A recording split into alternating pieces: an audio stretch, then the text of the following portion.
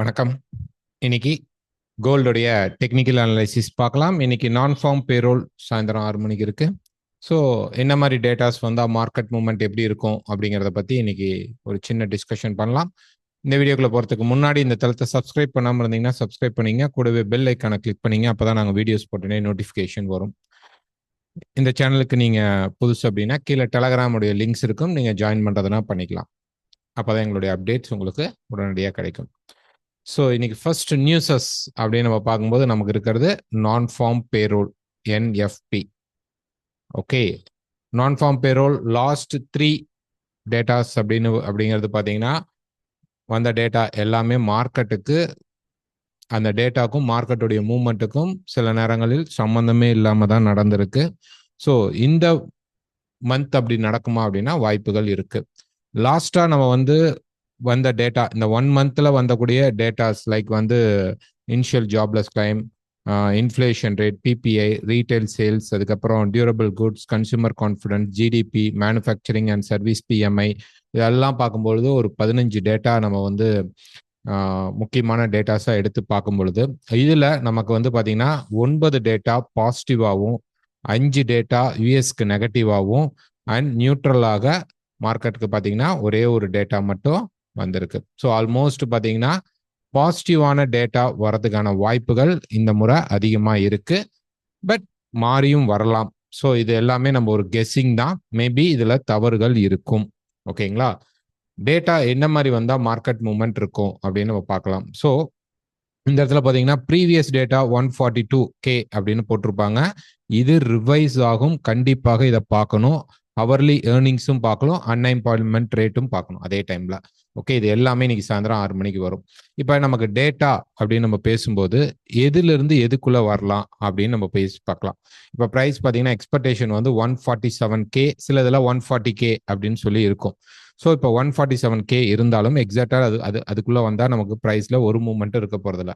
So நமக்கு neutral மார்க்கெட்டில் இப்போ வரக்கூடிய இந்த டேட்டானால பெரிய இம்பேக்ட் வரப்போறதில்ல அப்படின்னா 160லேருந்து 125Kக்குள்ள ப்ரைஸ் டேட்டா வந்துச்சு அப்படின்னா இந்த டேட்டா நமக்கு ஒரு நியூட்ரலைஸ் டேட்டாவாக இருக்கும்.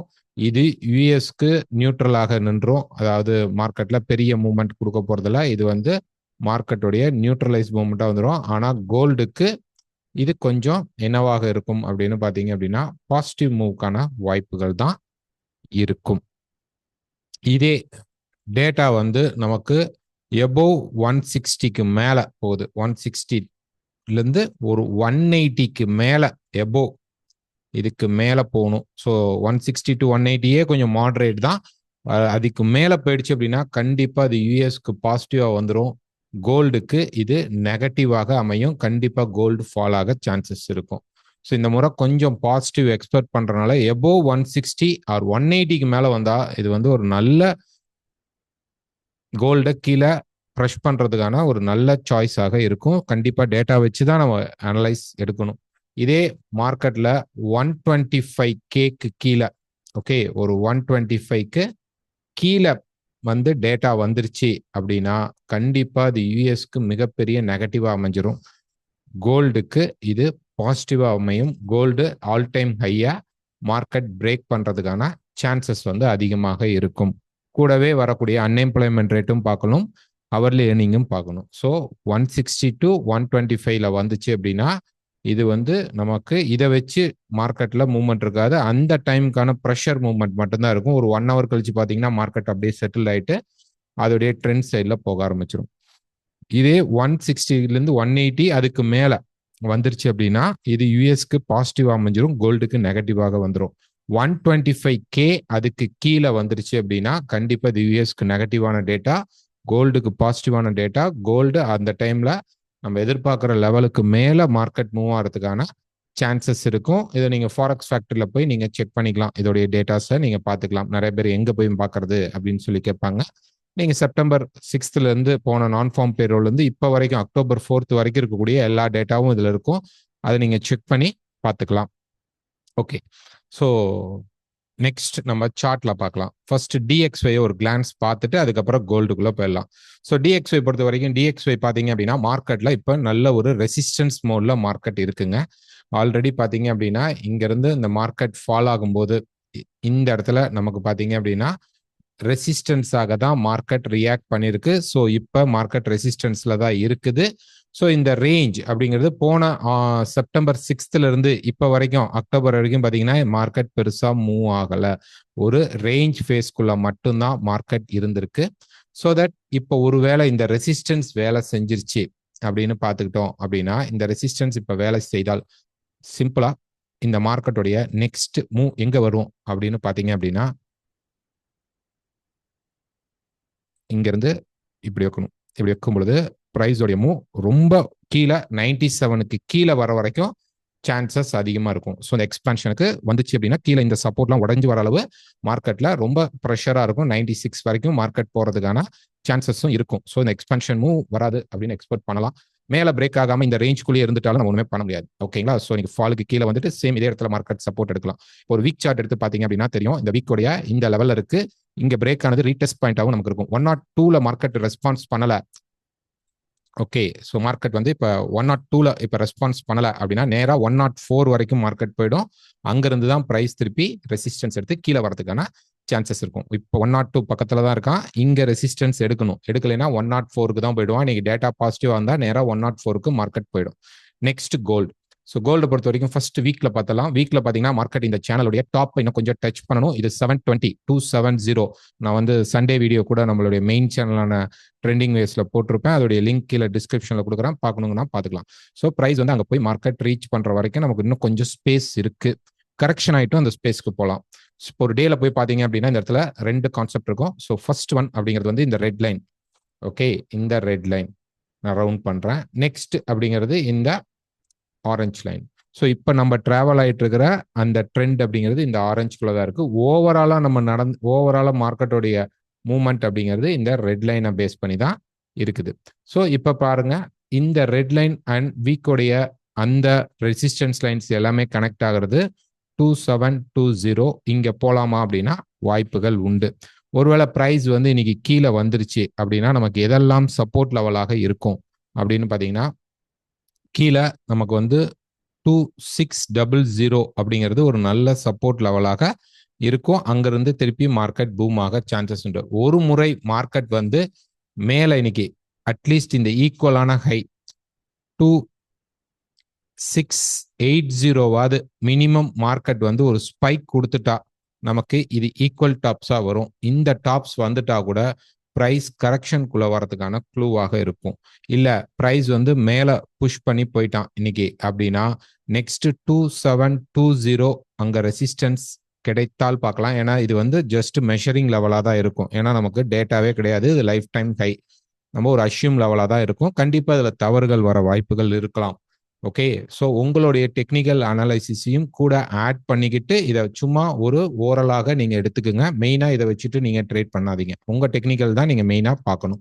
ஸோ அந்த ஸ்பாட் மார்க்கெட்ல மார்க்கெட் மூவ் ஆகிற அங்க கிடைக்கக்கூடிய சப்போர்ட் ரெசிஸ்டன்ஸை பேஸ் பண்ணி தான் நாங்களும் ட்ரேட் பண்ணுவோம்.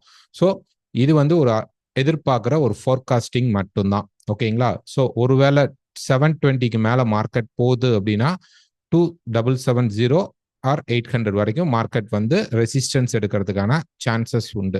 இப்போ ஒரு ஷார்ட் ஃப்ரேம் அப்படின்னு நம்ம பார்க்குறோம்.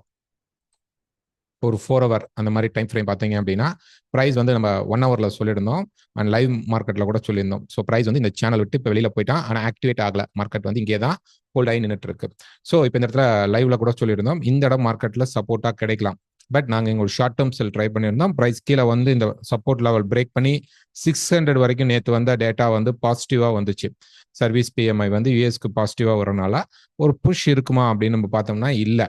ஸோ டேட்டாக்கும் மார்க்கெட்டோடைய மூவ்மெண்ட்டுக்கும் கண்டிப்பாக இந்த முறையும் சம்பந்தம் இருக்க போறது இல்லை அப்படின்னு தெரிஞ்சிருச்சு.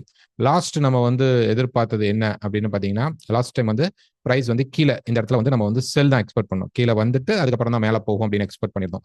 ஸோ இந்த முறை நம்ம வந்து எதுவுமே எதிர்பார்க்க முடியாது. டேட்டா வந்ததுக்கு அப்புறம் தான் மூவ்மெண்ட் பண்ணணும். இல்ல டேட்டா பாசிட்டிவா வருது, மார்க்கெட்டோடைய மூவ்மெண்ட் நெகட்டிவா இருக்கு, கோல்டோடைய மூவ்மெண்ட் நெகட்டிவா இருக்கு அப்படின்னா ஓகே, ஒருவேளை பாசிட்டிவாவே இருக்கு டேட்டாவும் பாசிட்டிவ் யூஎஸ்க்கு, கோல்டும் பாசிட்டிவ்ல போகுது அப்படின்னா ஒரு 1 hour 7 o'clock வரைக்கும் வெயிட் பண்ணி அதுக்கப்புறம் மார்க்கெட் ஏதாவது ரெசிஸ்டன்ஸ் மேலே போய் ரெசிஸ்டன்ஸ் டேப் பண்றானா இல்லை கீழே வந்து சப்போர்ட் டேப் பண்றானான்னு பார்த்துட்டு என்ட்ரி எடுக்கிறது பெஸ்ட் சாய்ஸாக இருக்கும்.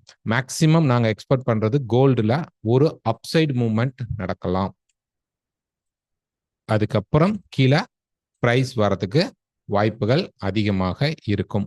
அது இல்லாம இந்த மார்க்கெட் இப்போ ஒரு ட்ரையாங்கிள் ஃபேஸ்க்குள்ள மாட்டிருக்கு. இப்போ ஒரு 4 hour ஆர் டே பார்க்கலாம். ஓகே, ஸோ இப்போ நான் ஜஸ்ட் வரைஞ்சு காட்டுறேன். இங்க பாருங்க, இதுதான் அதோடைய ட்ரையாங்கிள் ஃபேஸ்.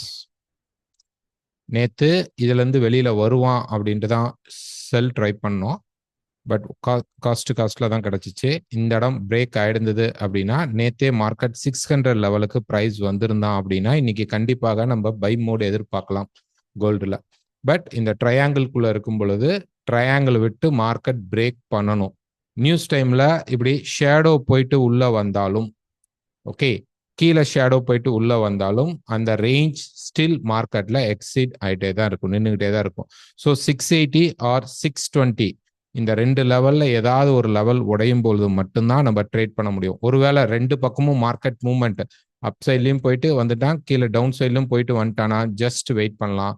ஏன்னா இன்னைக்கு ஒரு ஃபாஸ்ட் மூவ்மெண்ட் இருக்குமே தவிர ஒரு 100 பாயிண்ட்ஸ் 200 பாயிண்ட்ஸ்க்கான மூவ்மெண்ட் இருக்குமா அப்படின்னா இருக்க போறது கிடையாது. ஓகேங்களா? ஸோ டாப் சைடில் போனால் நமக்கு லெவல்ஸுமே கிடையாது. ஸ்டாப் லாஸ் இல்லாமல் ட்ரேட் பண்ணாதீங்க. ஒருவேளை உங்களுக்கு ஒரு பை அப்படிங்கிறது தெரியுது அப்படின்னா தாராளமாக பை போகலாம். ஏன்னா இப்போ வரைக்கும் மார்க்கெட் பை சைடில் தான் இன்னமும் ஃபோர்ஸில் இருக்கு, செல் சைடில் இல்லை. ஸோ இந்த ட்ரையாங்கிள் எப்போ பிரேக் ஆகுதோ, கிளியராக பிரேக் ஆகுதோ, நமக்கு மண்டே மார்க்கெட்லேருந்து கூட நமக்கு ட்ரேடை நம்ம எக்ஸிக்யூட் பண்ணுறதுக்கு ட்ரை பண்ணலாம். ஓகேங்களா? ஸோ அந்த டைம்ல ஒரு சடன் மூவ்மெண்ட், இந்த மாதிரி டக்குன்னு ஒரு மார்க்கெட்ல ஒரு சடன் மூவ்மெண்ட் வந்துட்டு அதுக்கப்புறம் மார்க்கெட் வந்து மேல ரைஸ் ஆகும். ஓகேங்களா? ஸோ இந்த மூவ்மெண்ட்டுக்கும் மார்க்கெட்டுக்கும் சம்மந்தம் இருக்க போறது கிடையாது. ஓகேங்களா? இன்னைக்கு நமக்கு பாத்தீங்க அப்படின்னா டபுள் சைடு அடிக்கலாமானா சான்சஸ் அதிகமாக இருக்கும். மிக்ஸ்டு டேட்டாவாக தான் இருக்கும். ஒரு 1/2 hour or 1 hour கழிச்சு நீங்க டிசிஷன் எடுக்கிறது பெஸ்டா இருக்கும். டேட்டா பாருங்க, நான் ஃபார்ம் பேரோல் ஒரு டேட்டா பார்க்கணும், நெக்ஸ்ட் ஹவர்லி ஏர்னிங் பார்க்கணும், அண்ட் அன்எம்ப்ளாய்மெண்ட் ரேட் மூணுமே பார்க்கணும். மூணுமே பாசிட்டிவா வந்ததுன்னா கோல்டு கீழே வரும். என்ன ஒரு 7 இந்த இடத்துல டாப்பை வந்து ஒரு முறை ரிஜெக்ஷன் பண்ணிட்டான் அப்படின்னு வச்சுக்கோ. இந்த டாப் ரிஜெக்ஷன் ஆயிடுச்சு அப்படின்னா கண்டிப்பா நமக்கு ஒரு கம்ப்ளீட் ஸ்ட்ரெச்சர் முடிஞ்சிட்டு, இந்த இடத்துல நடந்த ஒரு கம்ப்ளீட் வேவ் முடிஞ்சிட்டு நமக்கு என்னன்னா ஒரு கரெக்ஷன் மார்க்கெட்டுக்குள்ள வருவோம். அந்த கரெக்ஷன் மார்க்கெட் பாத்தீங்கன்னா கீழே வந்து நமக்கு வந்து ஃபர்ஸ்ட் சப்போர்ட்டா 2600 எதிர்பார்க்கிறோம். நெக்ஸ்ட் மிடில் சப்போர்ட்டா 2560 எதிர்பார்க்கிறோம். அண்ட் அதை விட ரொம்ப முக்கியமான சப்போர்ட்டா இந்த இடத்துல இருக்கக்கூடிய 530 லெவலுக்கு மார்க்கெட் வந்து ரீச் ஆகும். ஸோ ஃபால் ஆச்சுன்னா நமக்கு வந்து நல்லது. அதுவும் நமக்கு சேனல் பிரேக் ஆகணும், அதுவும் பார்த்துக்கணும். ஓகே, ஒரு டேல போய் பார்த்தீங்க அப்படின்னா நமக்கு வந்து சேனல் பிரேக் நடக்கணும். ஸோ இந்த இடத்துல பார்த்தீங்கன்னா இந்த இடத்துல பிரைஸ் வந்து சேனல் பிரேக், இந்த 600 தான் நமக்கு சேனல் பிரேக்காக இருக்கும். 600 பிரேக் ஆனாதான் நம்ம வந்து நெக்ஸ்ட் கீழே இருக்கக்கூடிய இந்த 530 லெவலுக்குலாம் இந்த பெரிய சேனலுக்கு வரதுக்கு வாய்ப்புகள் உண்டு. ஸோ இப்போ அதுக்குள்ள கம்ப்ரெஷன், இது வந்து ரொம்ப ரொம்ப குரூசியலான மார்க்கெட். காரணம் என்ன அப்படின்னு பார்த்தீங்கன்னா ஆல்ரெடி ஒரு பெரிய சேனலுக்குள்ள ஒரு சின்ன சேனல் ஓடுது, இப்போ அது ட்ரையாங்கிளாக மாறிடுச்சு. ஸோ மார்க்கெட் ரொம்ப கம்ப்ரெஷனாக இருக்கிறது. ட்ரேட் பண்றவங்க பார்த்து சொல்லுங்க. இதுல நாங்க பை ஆர் செல் ரெக்கமெண்ட் அப்படின்னு நீங்க கேட்டீங்க அப்படின்னா மேல ஏறினால் வெயிட் பண்ணி செல் சான்ஸ் ட்ரை பண்ணலாம். கீழே 600 பக்கமா வந்தால் ஸ்டாப் லாஸ் யூஸ் பண்ணி பை ட்ரை பண்ணலாம். ஓகே, இந்த ஜோனுக்குள்ள வேண்டாம். ஓகே, இந்த ஜோனுக்குள்ள வேண்டாம். ஓகேங்களா? ஸோ ஸ்டாப் லாஸ் இல்லாமல் ட்ரேட் பண்ணாதீங்க. வீக்லி ஃபோர்காஸ்ட்ல பார்க்கலாம். நன்றி.